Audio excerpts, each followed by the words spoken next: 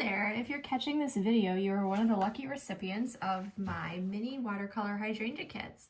I'm very excited. If you're new to me, I have taught many local classes and I have a collection of online tutorials on YouTube, but this is my first venture into kits and I'm excited to have the opportunity to offer something a little bit more on the go.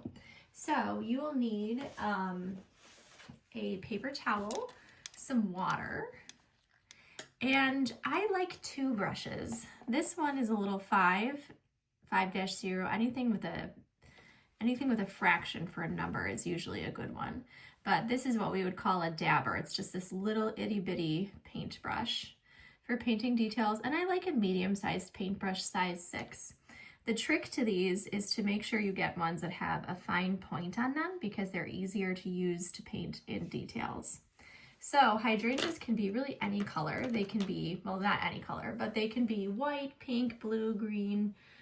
You could even make them purple to look like lilacs as well. So the sky is kind of the limit here, but we have got 3 different colors to work with.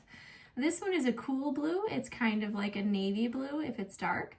This is a bright green, and then this is actually sort of a cerulean blue. It's almost like a light blue turquoise. So when you look at these two colors together, this one is much darker as a blob, but actually this one comes out to be much cooler. If you have seen my other video, I have this whole tutorial in my website. This one is an 8x10 inch design. The one we're using today is a miniature version of this.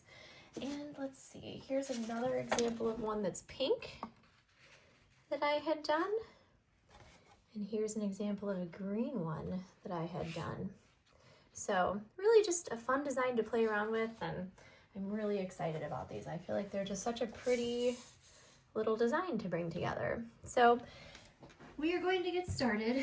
First, we are going to paint our leaves, and I'm going to use my big brush for that. And then as those are drying, we are going to paint our vase. And then as that's drying, we're going to paint our big blossoms. So the key with watercolor is to make sure that it's dry before you add a new color. Otherwise, it will all run together. So first things first, let's go for our greens. I'm going to get my brush wet, and I'm going to put my brush on this little dot of paint here and go through and add to my sweet leaves. And since I'm going to be painting the vase next, I recommend starting with the leaves that are on the bottom.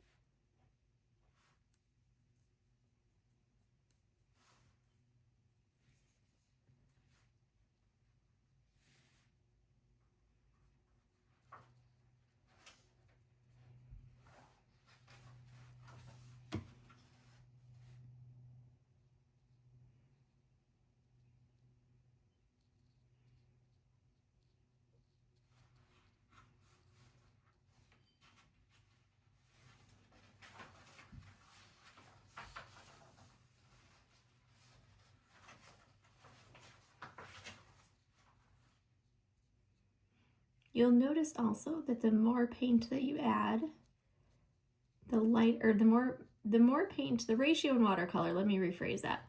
The ratio in watercolor is important. The more paint that you have on your brush, the darker it will be on the paper. And the more water you have, the lighter it will be. So if you feel like your leaves are turning out too light, you can always add a little bit more paint. If you feel like they're turning out too dark, they're really heavy, you can always add a little bit more water.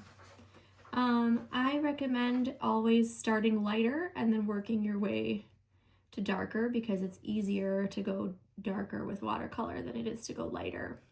Especially when we're painting the big blooms. It's better to use a lot of water at first and then add color to it than to pick it back up.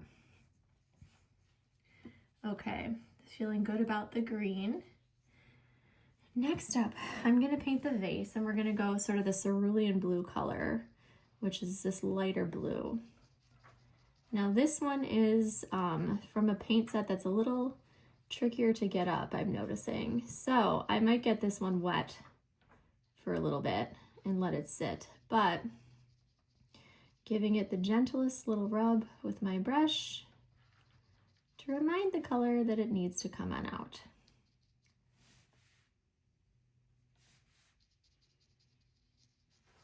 And I might even take my end of my brush here. I don't know why this particular paint is so stubborn. In fact, I'm hoping to add, I'll probably get a different paint because I don't like the way that this one's working. So hopefully this problem will be solved by the time you get yours. But for this one, I'm just going to paint a couple of little horizontal lines across the vase, a very sort of French looking European vase.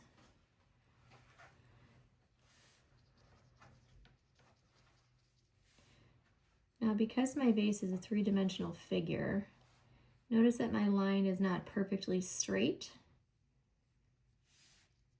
It almost looked like I wanted to sort of follow the curvature of the vase, using the bottom as sort of my guide for that.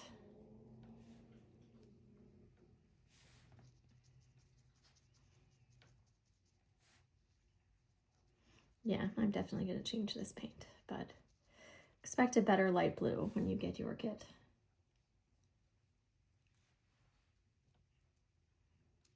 The first one's always a guinea pig. Okay, gonna dry off my brush. Next up, I'm gonna do what we call a color wash, where I'm gonna add a lot of water and just a tiny little bit of paint. And I'm just gonna spread this all over my blossoms. I'm gonna be very careful not to touch these little wet lines here. If you're doing this at home, I suggest just take a minute, go get a drink of water and come back while that dries. But to save time on the video, I'm gonna dive right in. So again, I'm gonna get my blue and see how it's very light. I can still really see the lines through this paint. Now notice that I'm mostly just kind of dabbing and painting little swirls and circles. And the reason why I'm doing that is because the flowers are sort of shaped like that. Now, if I were to just paint straight across like this, it wouldn't look natural because flowers are not straight lines. So doing your best to just sort of dab, dot the paint on, keep it very, very light.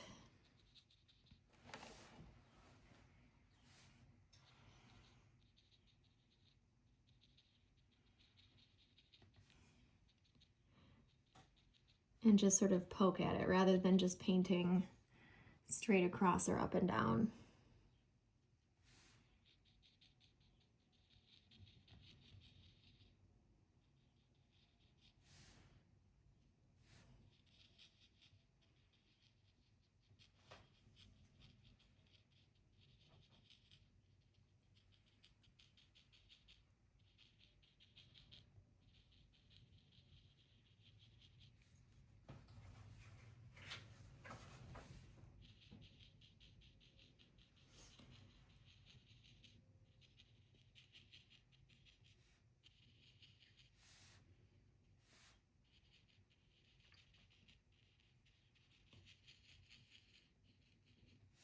As you're painting, notice that this is not just one giant flower. There are a whole bunch of different flowers in here. So in a little bit, I'm going to go and add shading to kind of separate the flowers out. But some of them have big petals, some of them have little. I created this design hoping to make it look that so you can sort of see that some are farther back and some are closer up front. Okay. Now for this next step, you can let it dry a little bit, or you can dive right in. Watercolor is very forgiving, so whichever one you choose is going to be adorable. I'm going to take a little bit more paint on my brush, and I'm going to just do some polka dots around those lines where I can see where there's a separate flower. So it creates this shadow, like one of the flowers is blocking the other flowers. And again, I'm not just painting across or up and down, I'm just sort of poking at it. I'm doing little dots. And what I'm gonna do next, There's another one down here. We'll give this one a little shading kind of up the bottom since it's a bottom flower. And our next step will be to sort of blend this in a little bit so that it looks a little bit more natural. But see how that is really starting to kind of help them all pop out a little bit more.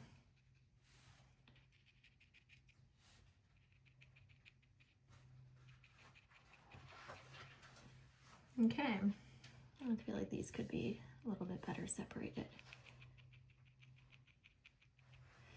Now for my next trick, I'm going to add just a lot of water to my paintbrush, and I'm going to just kind of drop it on the page and spread these out a little bit so that they're a little bit more blended in.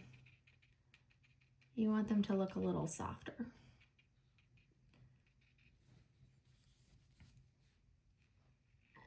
And here I added too much water, so I'm going to dry my paintbrush off. Just kind of pick it up a little bit. But there we go. So now we have a very three-dimensional looking set of flowers. I'm going to now, again, I don't necessarily love how this bottom lines are looking, so yours will be better. I'm going to just, while I'm waiting, work on my base. If your flowers are still wet, give it a second to dry.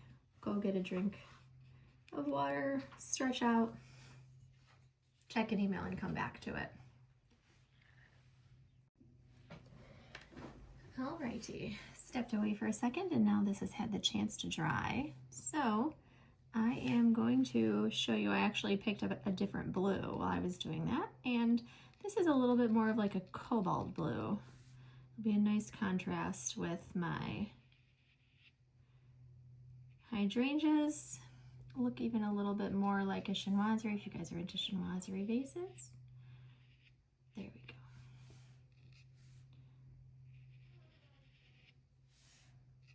Just so that it looks a little different from the flowers.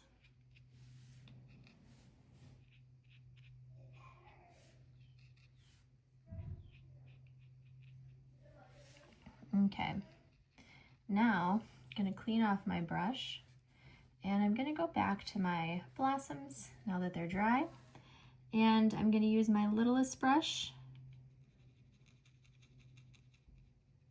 to do some extra details.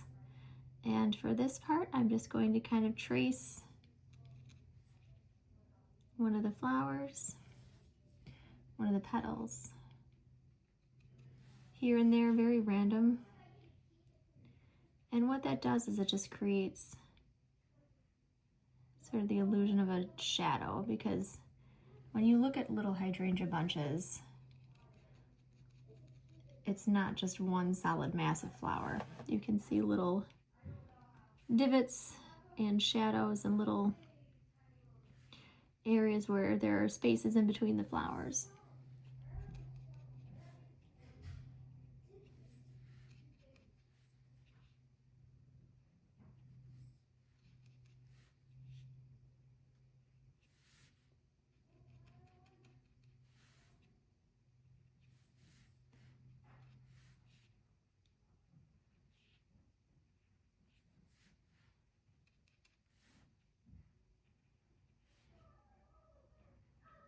This step is best done in daylight with glasses if you're having a hard time seeing.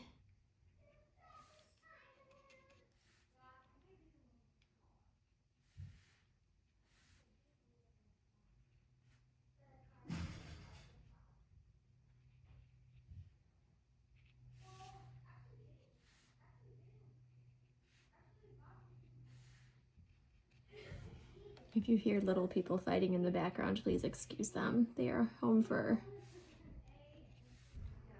the weekend.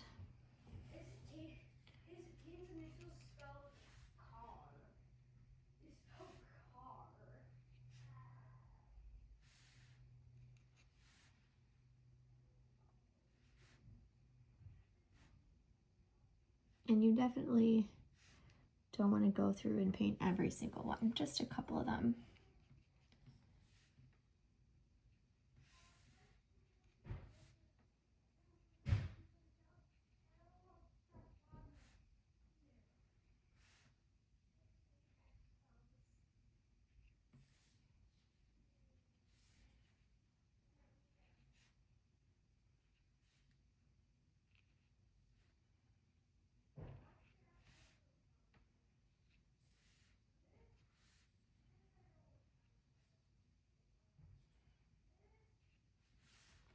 Okay, now that I feel satisfied with that, I'm going to take my bigger brush, and again, I'm going to just put a little bit of paint and a lot of water on it, and I'm just going to kind of dab at them.